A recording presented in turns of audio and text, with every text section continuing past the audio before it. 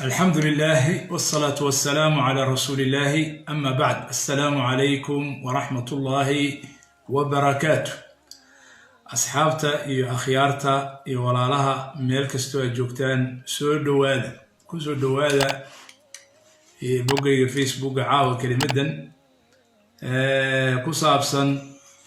موضوعي يعني إعلانيي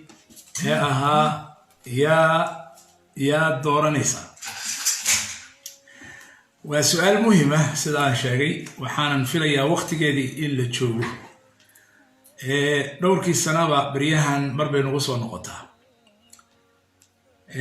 هذا الكيغو حقوق بسنان دونا إن شاء الله تعالى هرع صدح قضبة iyo arrinka mawduucan ka hadlayno oo ilaa 4 qodob aan ku soo koobo iyo gunaanad ilaa 4 qodob oo dardaaran iyo su'aalo ka jawaabida la isweydiinayo marka koowaad hordhaca la shaki kama jiro markii aan mawduucan oo kale soo dhigno in dad badan isweydiinayaan wartalo wadaadku ma inuu soo sharaxo rabaa mase musharax buu wataa ma sax xaq baad u leedahay inaad isweydiiso anigana xaq baad igu leedahay inaan kaaga jawaabo oo aan jawaabteeda ku siiyo si cad oo sariix ah oo aan laalaab lahayn ilaahayna subxaanahu wa tacaala inuu og yahay ilaan ilaahay subxaanahu wa tacaala ayaa waxaan sheegayno iyo wixii inaan sheegayno xataa uurka ku jira يعلم السر وأخفى ربي سبحانه وتعالى مركب وإنهم كوها لو نوحد عضا إن شاء الله تعالى وشيقنا وحان إلهي سبحانه وتعالى وبقينه وإلهي إنه نقول حسابنا يوان أقنعي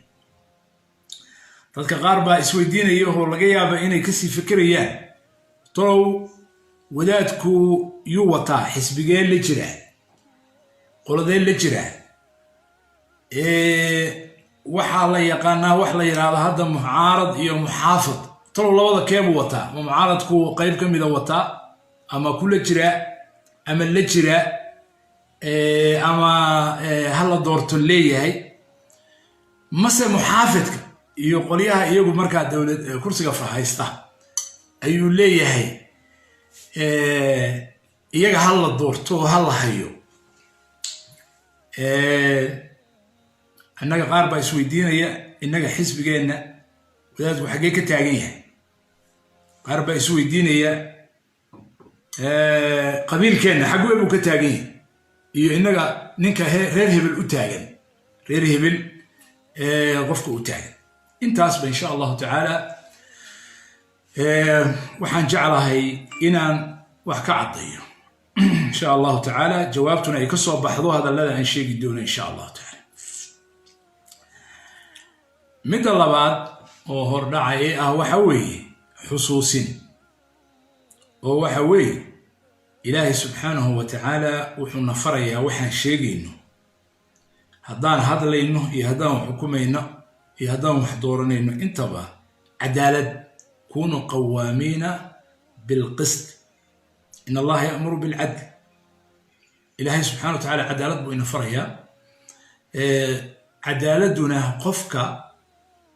qofka kale waxaad ku tarayso u cadaalad falayso kaliya ma anfacaysay adiga wax ku taraysaa marka cadaalad fasho oo nabiga kaleey salaatu salaam wuxuu yiri thalathun munjiyat saddex qofka way badbaadisaa hoog adduun ceeb adduun iyo cadaab aakhiro labadaba way ka badbaadisaa cadaalad